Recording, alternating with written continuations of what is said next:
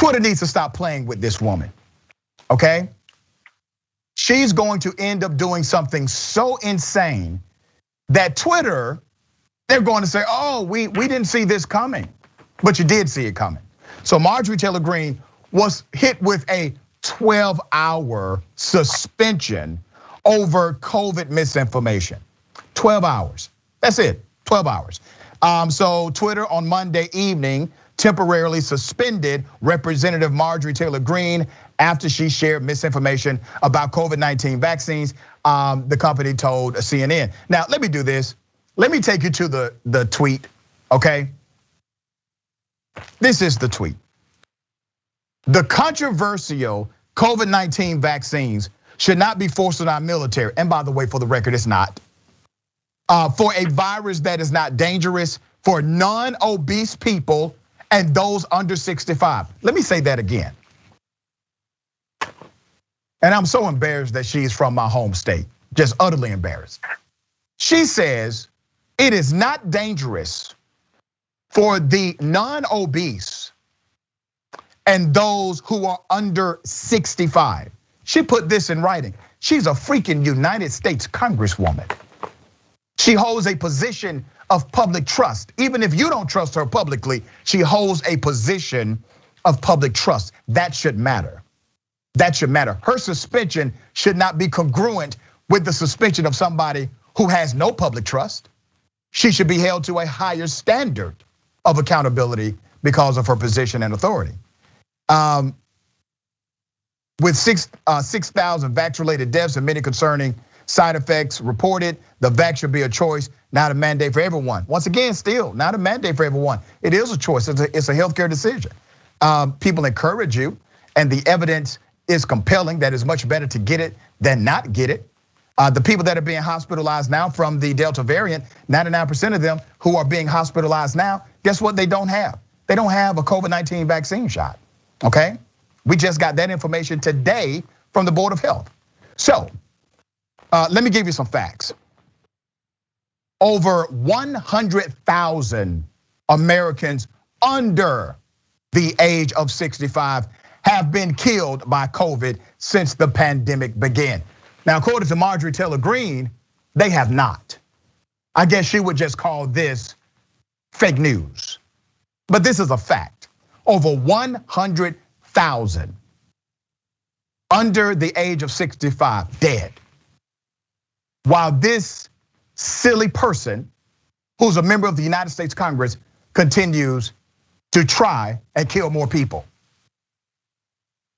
And as the Delta variant spreads rapidly through the nation, it is largely doing so in the young and the unvaccinated. Hospitalizations are rising among those between the ages of 20 to 40. And in June, 99% of coronavirus deaths were of people who did not receive the vaccine, okay? Now, she's not interested in actually creating good policy. She's not interested in having thoughtful solutions or remedies. She's interested in being praised by Fox News. And by the way, everybody who works at Fox News, they were mandated to be vaccinated. Okay, let's throw up another picture. The guy that looks like a broke ass macho man, Randy Savage. Why am I bringing up that picture? Because I feel like it.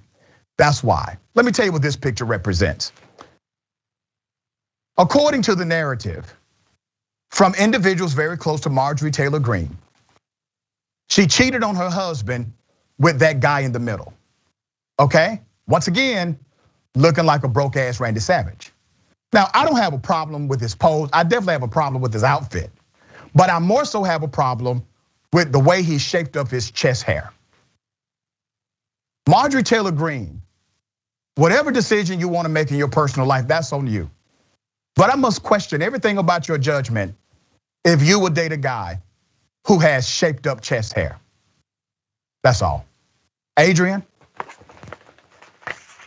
Well, I think Marjorie Taylor Greene is, she's a big problem without question. And the fact that Twitter finally decided to suspend her, it's taken them a little bit too long, but also we saw how long it took them with Donald Trump, despite the fact that he was causing a lot of hate crimes and also just detrimental things in society in terms of inciting people. And Marjorie Taylor Greene does the same thing with her misinformation, her anti-Semitism, and just her pure ignorance. And the fact that they won't take the mic away until something like this happens tells us that our social media outlets are not here for us. They're here to get as many users as they can so they can profit. And their profiting has become our problem. Also, the chest hair thing is an issue, but I just think anybody who's willing to go near Marjorie Taylor Greene, I just don't trust their judgment at all. Yeah, okay. Twitter does the 12-hour suspension. I do agree. It's taking them way too long to do something. And then when they do something, it's not even for a full 24 hours. Now, they've suspended her for a few hours before. Once again, 12-hour suspension. I think it sends the wrong message. And you're right, this is about capitalism. This is about enterprising, because they know that Marjorie Taylor Greene, due to how she utilizes Twitter, she brings people to the platform. She gets people to engage with the platform. So this is, in many ways, a monetary corporate decision to allow individuals like this to continue to even have a platform after saying some of the most extreme things. And then they do these, they would tag her post, basically letting people know what she posts is inaccurate, it's a lie. And they've been doing this with her account for so long. I think it's time for us to stop living in a fantasy world of somehow social media is limiting free speech. No, social media is a private damn enterprise.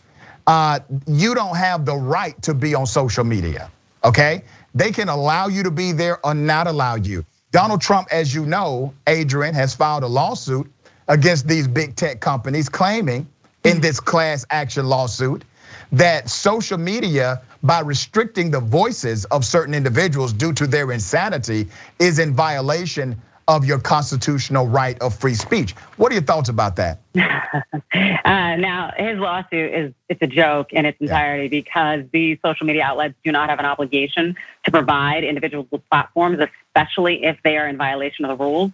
But the interesting thing that I would love to see is that we do know social media providers curb marginalized voices more than it does other voices, voices of privilege, white voices, male voices.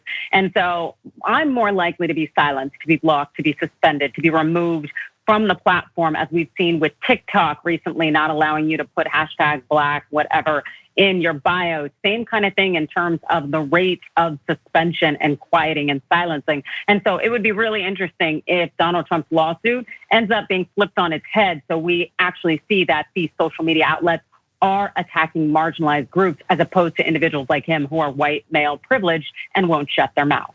Yeah, and the elephant in the room as it relates to that lawsuit, because it is class action, which means he's suing on behalf of Republican or conservative voices.